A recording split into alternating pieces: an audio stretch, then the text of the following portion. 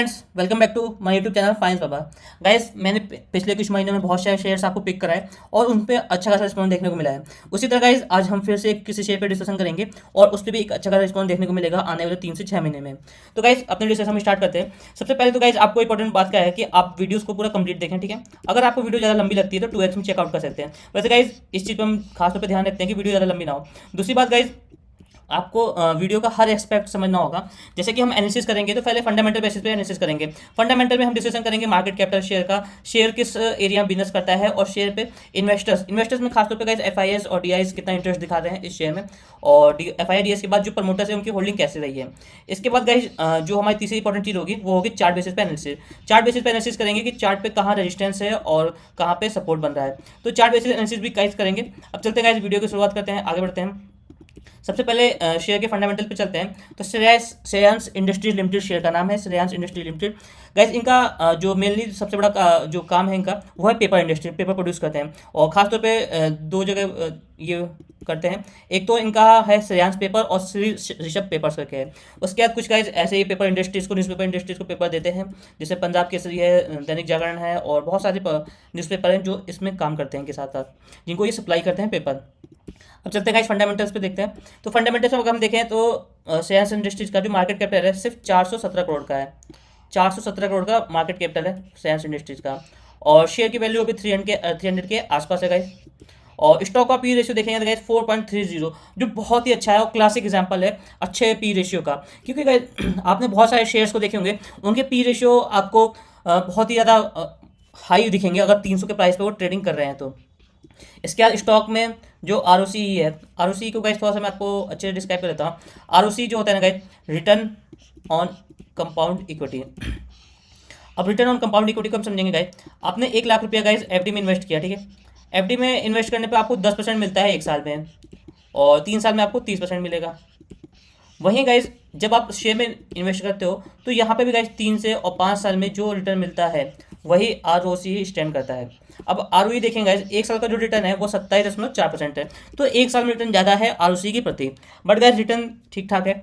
इसके बाद जो डिविडेंड यील्ड है वो भी अच्छा खासा है, क्योंकि जो रिटेल इन्वेस्टर्स होते हैं उनके लिए डिविडेंड यील्ड बोनस के तौर पे मान लें हम, या फिर एक अपॉर्चुनिटीज़ होती है कि उनका जो पैसा जो भी फंसा हुआ है उस पर एक अच्छा खासा रिटर्न तो टाइम टू टाइम मिल रहा है।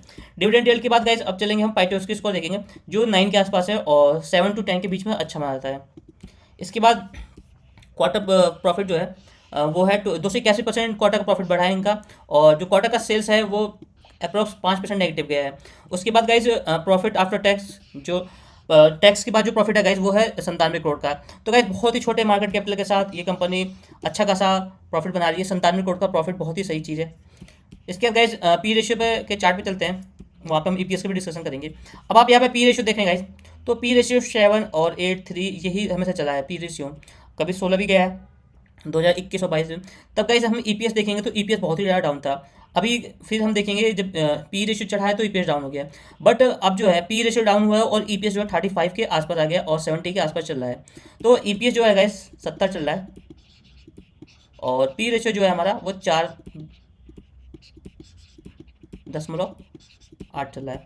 तो गाइस पी रेशियो में तो हमें अच्छा खासा करेक्शन देखने को मिल गया है। ईपीएस, आप सबको ही पता है कि ईपीएस किसी भी शेयर में एक अच्छा खासा ग्रोथ दिखाती है कि इस शेयर में पोटेंशियल है, और ये शेयर जो है अच्छा खासा रिस्पांस देगा आने वाले टाइम में। क्योंकि आप देख सकते हैं जब भी इस शेयर का हम आपको मैं एक पहले चार्ट प्राइस चार्ट पे लेके चलता हूँ, फिर आपको और डिस्क्राइब करता हूँ। देखिए, जब यहाँ पे आप देख लीजिए मई 2020 में, ठीक है, और फरवरी 2021 में जब पी रेशियो हाई था ईपीएस डाउन था।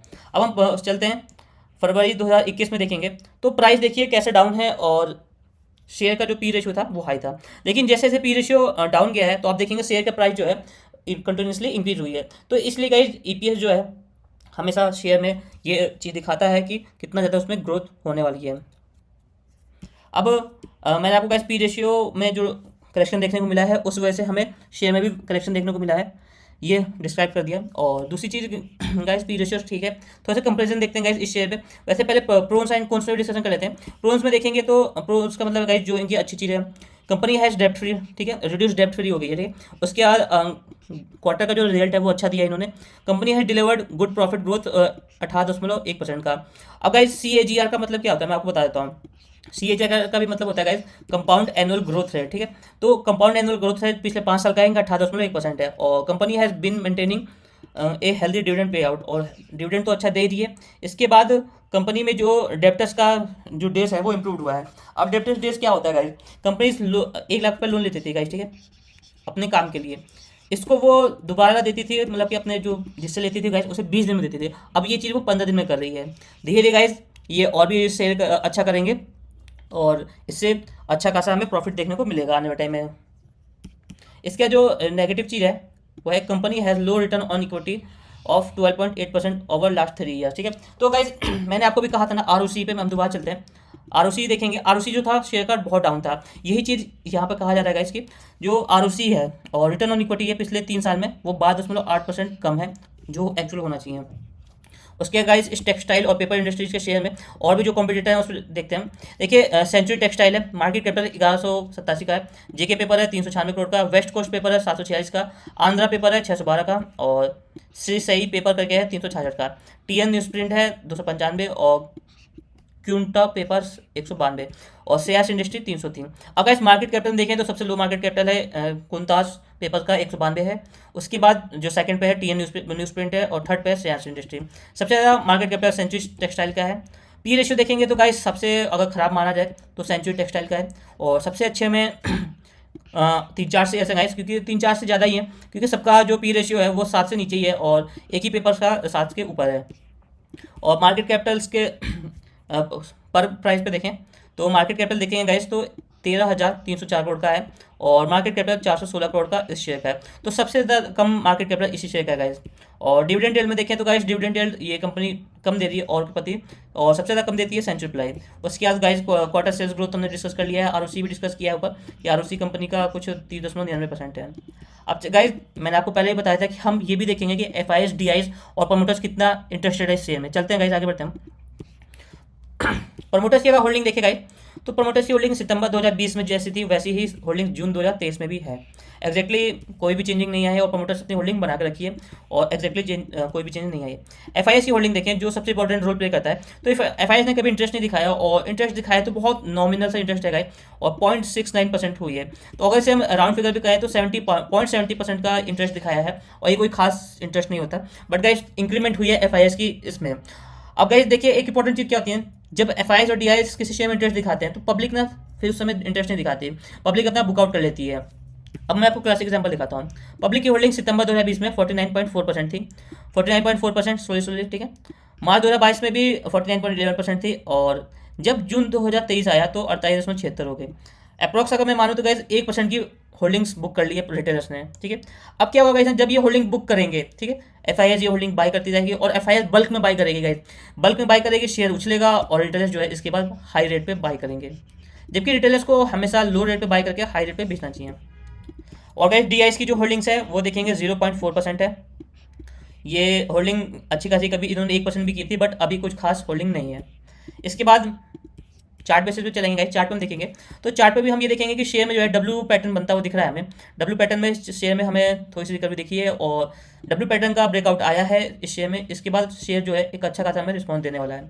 आप देख सकते हैं गाइस स्ट्रेट लाइन के ऊपर शेयर सस्टेन कर रहा है, और अच्छा खासा रिस्पॉन्स देगा। अब गाइस जो इंपॉर्टेंट चीज़ है ना, मैं आपको बता देता हूँ। सबसे पहले कि ये जो चार्ट है हम 1 मंथ का देख रहे हैं, तो गाइस इसमें जो भी चीज़ मैं आपको बताऊंगा वो 1 मंथ का रिटर्न होगा। आपको एक दिन का और 5 मिनट के कैंडल पे ये डिस्कशन नहीं चलेगी। दूसरी चीज़, इसमें जो भी रिटर्न है गाइस उसमें टाइम लगेगा आपको, करीबन करीब 6 महीने से लेकर 12 महीने तक का टाइम लग सकता है। लॉन्ग टर्म में जो भी होल्ड करेंगे गाइस 2 ईयर्स तक की होल्डिंग अगर बनाना चाहते हैं तो बहुत ही अच्छा रहेगा गाइस। 2025 तक आपको इस शेयर में एक अच्छा खासा रिटर्न और अच्छा खासा पैसा बनता हुआ दिखेगा, क्योंकि आपको मैं इस शेयर की शुरुआत में लेके चलूँ तो ये शेयर कभी देखेंगे आप तो 4 रुपये के आसपास थी गाइस, ठीक है। 4 रुपये से ट्रेडिंग करते करते गाइस, और पिछले 8 से 15 साल में ये शेयर 25 से 50 रुपये के रेशियो में ही था। फिर शेयर में थोड़ी सी ग्रोथ आई, और शेयर ने 248 का हाई लगाया।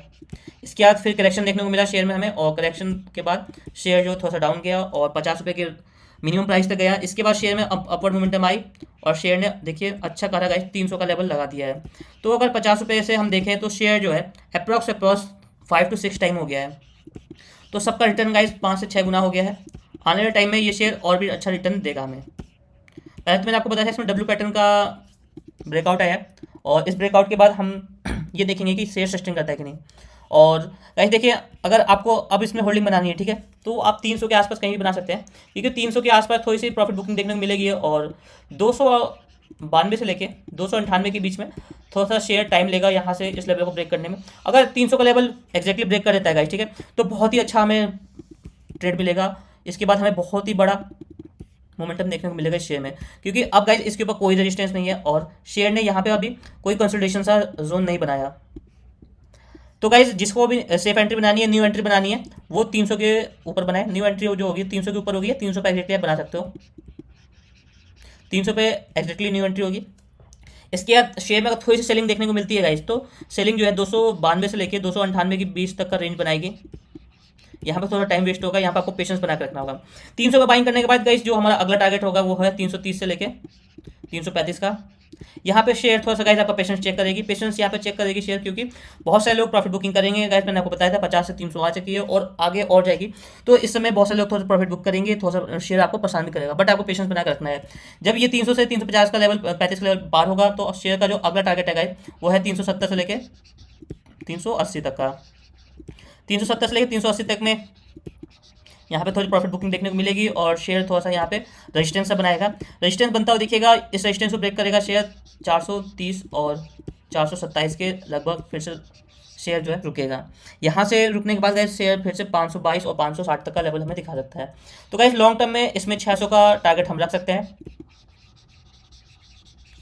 600 का टारगेट रखेंगे गाइस लॉन्ग टर्म में। अब गाइस लॉन्ग टर्म में मैं आपको एक इंपॉर्टेंट चीज बता देता हूँ, लॉन्ग टर्म कितने दिनों का होगा, कितने साल का होगा, एग्जैक्टली कहना गाइस मतलब हो नहीं सकता ऐसा, क्योंकि देखिए 1 साल के बाद ही हम लॉन्ग टर्म मानते हैं, ठीक है। तो शॉर्ट टर्म और मिड टर्म वाले लोगों को तो प्रॉफिट मिल गया, सही है, नहीं है तो वो अपनी एवरेजिंग कर लेंगे, लेकिन लॉन्ग टर्म गाइस 1 से 2 साल 3 साल होता है और आपको ये प्रॉफिट तभी मिलेगा, ठीक है। तो अगर जो ये लोग सोच के शेयर बाय करें कि 600 का टारगेट कुछ ही दिन में पूरा हो जाएगा, प्लीज़ गाइस ऐसा मत करें, ठीक है, और अवॉइड करें ऐसी चीज़ों को। आपको टाइम देना होगा तभी पैसा बनेगा। इसके बाद गाइस जिन लोगों ने पहले से बाइंग कर रखी है, ठीक है, वो लोग इस ट्रेड लाइन को इंपॉर्टेंटली अपने पास सेव कर लें या स्क्रीनशॉट ले लें। इसके नीचे शेयर सस्टेन करता है गाइस, इसके नीचे तो हमें कोई बाइंग नहीं करनी, ठीक है। 220 और 240 के बीच में हम थोड़ी सी एडिंग कर सकते हैं या एवरेजिंग कर सकते हैं, इसके नीचे हम बाइंग नहीं करेंगे, ठीक है। यहाँ पे एडिंग और एवरेजिंग हो सकती है। एडिंग किसके लिए करना है गाइस, जो लोग 300 के आसपास खरीदेंगे। एवरेजिंग कौन करेगा, जो गाइस पहले से बाइंग करके रखे हुए हैं, ठीक है। अब गाइस इसके नीचे अगर आता है शेयर तो आप प्रॉफिट बुकिंग स्टार्ट कर दें, और ज़्यादा शेयर में तभी हम रुकेंगे जब शेयर यहाँ से फिर से अगर रिवर्सल दिखाता है तो। वैसे गाइस इतनी गिरावट तो आनी नहीं है, क्योंकि मल्टीपल सपोर्ट और रेजिस्टेंस बन रहा है। अभी तो 280 से लेके और 286 के बीच में यहाँ पे थोड़ा सा सेलिंग देखने को मिल सकती है और शेयर यहाँ से फिर अपसाइड मोमेंटम देगा। और गाइज अगर आपको मेरी वीडियोस अच्छी लगे तो please like and subscribe. Thank you guys.